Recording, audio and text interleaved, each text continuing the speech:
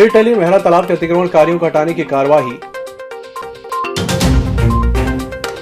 बालाघाट में 17 करोड़ का भुगतान बकाया, भगवान भरोसे हुई पंचायत। 27 लाख मजदूरी का, 16 करोड़ 29 लाख सामग्री का भुगतान। और युवा कांग्रेस के नेतृत्व में पीड़ित परिवार ने दिया धरना, चक्काजाम की दी चेतावनी। नमस्कार, बालाघाट लाइव के इस बुलेटिन में आपका स्वागत है। मैं हूं आपके साथ आकाश। अब देखते हैं खबरें विस्तार से। बालाघाट के बूढ़ी स्थित मेहरा तालाब पर वर्षों से अतिक्रमणकारियों को हटाने के लिए जहां एक और एनजीटी ने पूर्व में ही आदेश जारी किए थे, जिसके बाद जिला प्रशासन, नगरपालिका प्रशासन के द्वारा इन्हें हटाने की कवायद शुरू कर दी गई थी, लेकिन बीच बीच में यह अतिक्रमण की कार्रवाई आगे बढ़ती गई। लेकिन 1 फरवरी को प्रशासन के द्वारा 16 अतिक्रमणकारियों को हटाने के लिए पूरी तैयारी कर ली थी, जिसके बाद भी प्रशासन के द्वारा हटाने की कार्रवाई को पुनः फिर से आगे बढ़ा दिया गया है। हालांकि इस मामले में तहसीलदार रामबाबू देवांगन का कहना है कि इन अतिक्रमणकारियों के लिए जमीन चिन्हित नहीं की गई थी, लेकिन जब जमीन मिल चुकी है और 14 परिवारों में से 2 परिवार के मकान के पट्टे हैं और इसमें से भी 10-12 लोगों को ही जमीन उपलब्ध हो पाएगी। तो स्वयं लिख के दे रहे कि हम हट जाएंगे, पर अगर आप न्याय कर रहे हैं तो सबके साथ अच्छे से न्याय करिए, नहीं तो बिल्कुल किसी का ये मेरा कहने का मतलब। केंद्र और राज्य सरकार के सहयोग से महात्मा गांधी मनरेगा योजना संचालित की गई।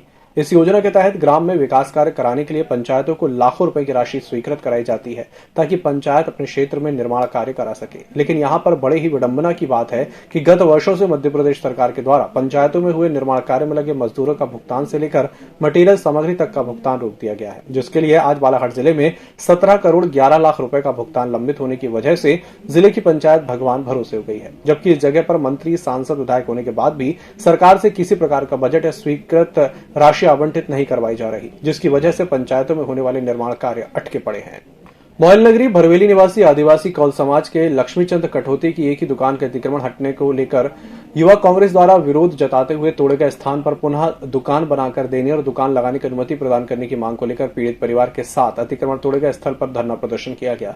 इस दौरान युवा कांग्रेस जिलाध्यक्ष तबरेज खान ने बताया कि प्रशासन द्वारा 1 सप्ताह में पीड़ित परिवार को इसी स्थान पर दुकान बनाकर उसे दुकान लगाने की अनुमति नहीं दी गई तो चक्का जाम और उग्र आंदोलन किया जाएगा, जिसकी पूरी जिम्मेदारी शासन प्रशासन की होगी। उन्होंने कहा कि अतिक्रमण हटाना तो सभी दुकानों का अतिक्रमण हटाना चाहिए, किसी एक गरीब व्यक्ति का अतिक्रमण तोड़ जाना निंदनीय है। आदिवासियों की दुकान तोड़ना बंद करो, आदिवासियों पे जिला प्रशासन मुर्दाबाद। आज ये जो हमको धरना देने की जरूरत पड़ी है, जो हमारे आप देख सकते हो पूरी महिलाएं, पूरे बच्चे और ये सब परिवार आज यहाँ हमारे साथ आया हुआ है। आदिवासी कोल परिवार के लोग हैं, जो इनका यहाँ दुकान, जो इनकी चाय और ठेले की जो दुकान थी, उसको यहाँ प्रशासन के द्वारा तोड़ दिया गया है। और तोड़ दिया गया है, इसका मतलब यह है कि उनसे ज्यादती करे जा रही है कि आज यहाँ बहुत जगह थी शौचालय बनाने की, उनके पास दूसरी जगह थी, लेकिन यहाँ जितने भी दुकानें आप देख रहे हो सब अतिक्रमण में, सब भाई अपना परिवार चला रहे। हमको किसी की दुकान हमको जानबूझ के तोड़वाना नहीं है, लेकिन इनकी जो तोड़ी गई, जो गरीब की जो दुकान तोड़ी गई है यहाँ, हम यही चाहते हैं कि इनको यहाँ पे दोबारा दुकान बनाने दिया जाए। एक भाई था जो उसका देहांत हो गया, 3-4 महीने हो गया उसका भी छोटे छोटे बच्चे हैं। एक भाई है मेरा 10 परिवार चलाता है। उसके बाद में भी यहाँ के ग्राम पंचायत वाले शौचालय बनाने का क्या निर्णय ले लिए? इतने साल से जब डली थी जमीन, कोई निर्णय नहीं लिया, कुछ नहीं लिया। और जब मैं छोटा सा झोपड़ा बनाई, उसके बाद में तोड़ दी, उसकी भी अब चोरी कर लिए सब। फिर उसके बाद ये शौचालय बनाना चाहते हैं। करना क्या चाहते हैं इन लोगों ने? हमको न्याय चाहिए।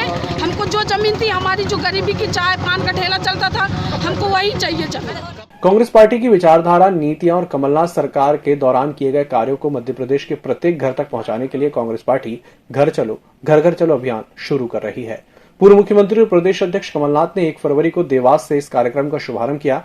शुभारंभ के तौर पर इस अभियान के तहत बैहर विधायक संजय उइके ने ग्राम पंचायत जगला के काटा बहरा और ग्राम पंचायत डोंगरिया के सोनशरिया टोला और बिटली के टिंगा टोला में पहुंचकर ग्रामीणों की समस्याएं सुनी और सतत जनसंपर्क किया, जिसके तहत विधायक उइके ने भाजपा सरकार की योजना लागू की गई, वह योजना आज भी आदिवासियों तक नहीं पहुंच रही है, तो एक ऐसी योजना और उनकी इस योजना को उन्हीं के अधिकारियों के द्वारा बट्टा लगाने का काम किया जा रहा है, जिसके तहत आदिवासी बाहुल्य वन क्षेत्रों पर सरकार की किसी भी योजना का लाभ नहीं मिल पा रहा है।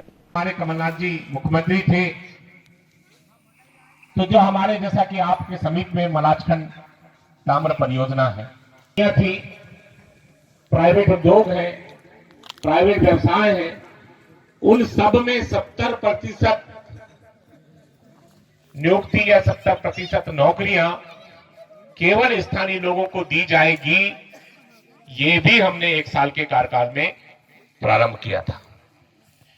ये नियम भी लाए थे, ये आदेश भी हुए कमलनाथ जी की सरकार में। बालाघाट जिले में लोगों की बेपरवाह हद तब उजागर होने लगी जब दिनों दिन कोरोना के अधिक मरीज मिलने लगे। बालाघाट में यहां एक दिन में 138 कोरोना मरीजों के मिलने से लोगों में एक दहशत की स्थिति बनी हुई है। ठीक उसी तरह लोग सड़कों पर भी बिना मास्क के घूमते हुए दिखाई दे रहे हैं। इसी तरह 31 जनवरी को प्राप्त रिपोर्ट में बालाघाट जिले के 138 मरीजों के सैंपल कोरोना पॉजिटिव आए हैं। जिले में कोरोना के एक्टिव मरीजों की संख्या अब 412 हो गई है। वन परिक्षेत्र दक्षिण उपवा सर्कल बिठली 2 के अंतर्गत आने वाले ग्राम लिमाटी के करीब आधा दर्जन बैगा परिवारों ने मंगलवार को कलेक्टर कार्यालय पहुंच वन अधिकार पत्र प्रदान करने की मांग को लेकर कलेक्टर को ज्ञापन सौंपा है। ज्ञापन सौंपने पहुंचे ग्रामीणों ने बताया कि हम सभी वनांचल क्षेत्र में रहते हैं और करीब आदिवासी हैं। करीब 40 साल से वन भूमि पर कब्जा कर खेती करके अपना परिवार का भरण पोषण कर रहे हैं। हमारे द्वारा कई बार शासन प्रशासन से वन अधिकार पत्र और पट्टा दिलाने की मांग की गई, लेकिन अब तक हमें पट्टा नहीं मिला। उन्होंने कहा कि हमें शीघ्र वन अधिकार पत्र प्रदान किया जाए जिससे शासन की योजना का लाभ मिल सके। जमीन सबको नाप चुके हैं, उसमें क्या दिक्कत जा रही है? उसमें पट्टा नहीं मिला है। सेवा सहकारी समिति मनेगांव और सेवा सहकारी समिति मंडई के कार्यक्षेत्र में नवीन गेहूं खरीदी केंद्र खोले जाने की मांग को लेकर मंगलवार को किसान संघ तहसील बिरसा के पदाधिकारियों ने कलेक्टर को ज्ञापन सौंपा है। ज्ञापन के माध्यम से अवगत कराया गया है कि मनेगांव और मंडई के सेवा सहकारी समिति के कार्यक्षेत्र के वृहद क्षेत्र में किसानों द्वारा गेहूं की फसल बोई जाती है, जिसे बेचने के लिए बिरसा और मोहगांव शासकीय खरीदी केंद्र जाना पड़ता है, जो कि क्षेत्र से 18 से 20 किलोमीटर दूर है, जिससे किसानों को अनेक तरह की परेशानियों और असुविधाओं का सामना भी करना पड़ता है। उन्होंने कलेक्टर से मांग की है कि सेवा सहकारी समिति मनेगांव अंतर्गत शाखा विजय टोला को नया गेहूं खरीदी केंद्र स्वीकृत किया जाए। सेवा सहकारी समिति और मंडई सेवा सहकारी समिति दोनों के कार्य क्षेत्र के अंतर्गत एक नया गेहूं खरीदी केंद्र की मांग कुछ दिनों से कर रहे हैं, लेकिन हमारी मांग अभी तक पूरी हुई नहीं। इसलिए आज हम कलेक्टर साहब को फिर से एक आवेदन पत्र बना के ले आए हैं कि हमारी मांग पूरी की जाए। कहाँ बनाना चाहते हैं? विजय टोला केंद्र मानेगांव सेवा सहकारी समिति के अंतर्गत विजय टोला जो शाखा है उनकी, फिर दोनों समितियों के जो कार्य क्षेत्र में कम से कम 400 से 500 किसान तो होंगे जो गेहूं लगाते हैं और जो अपनी फसल बेचने के लिए मोहगांव या बिरसा प्रतिवर्ष लाते हैं, और उनको 18 से 20 किलोमीटर की दूरी तय करनी पड़ती है। इसलिए हम चाह रहे हैं कि उसी क्षेत्र में एक नवीन गेहूं। ग्राम रटेगांव में भागीरथ बिसेन द्वारा दान की गई भूमि पर ग्रामीणों के सहयोग से शिव मंदिर का निर्माण कर 1 फरवरी को शिव जी की विधि विधान से पूजा अर्चना कर मूर्ति की स्थापना की गई। हवन पूजन पश्चात महाप्रसादी का वितरण किया गया। शिव मूर्ति स्थापना को लेकर सुबह काल से ग्रामीण बुजुर्ग, युवक युवतियां और महिलाएं काफी उत्साहित दिखाई दी। मेरा उद्देश्य ये था कि मैं एक आध्यात्मिक संस्था से जुड़ा हूँ, मानव उत्थान सेवा समिति हरिद्वार से। तो मेरा मन ये बना कि भाई यहाँ त्रिभुज पड़वा है, टिकोले खमरिया गई नीली, तो मैं चाह रहा था कि यहाँ धार्मिक मैंने शिव जी की स्थापना हो जाए, ताकि अपना मैंने चौक बहुत अच्छा सौंदर्यीकरण हो जाए और गांव के लोगों को इस ओर मोड़ना अध्यात्म की ओर, ये मेरा उद्देश्य था। क्या चाहते हैं लोगों से आप, क्या अपील करना चाहते हैं? मैं ये चाहता हूँ कि भाई गांव के लोग ईश्वर को जाने और माने। जनपद पंचायत परसवाड़ा के अंतर्गत ग्राम पंचायत कुरेड़ा निवासी सुरेंद्र मरावी ने परसवाड़ा थाने में शिकायत दर्ज कराई कि जनपद पंचायत परसवाड़ा के सीईओ द्वारा गाली गलौज कर जूता मारने की धमकी देते हुए अपमानित किया गया। प्रार्थी सुरेंद्र मरावी ने लिखित शिकायत में बताया कि ग्राम कुंडा में नाली निर्माण का कार्य चल रहा था, जो कि गुणवत्ता विहीन है, जिसकी शिकायत लेकर मुख्य कार्यपालन अधिकारी जनपद पंचायत परसवाड़ा को करने उनके कार्यालय गया था। उसी समय सीईओ साहब से नाली निर्माण को लेकर बातचीत कर रहा था। इसी दौरान सीईओ ने मेरा नाम पूछा, तभी सीईओ द्वारा मुझे ऑफिस से निकल जाने के लिए कहा गया और गालियां दी गई।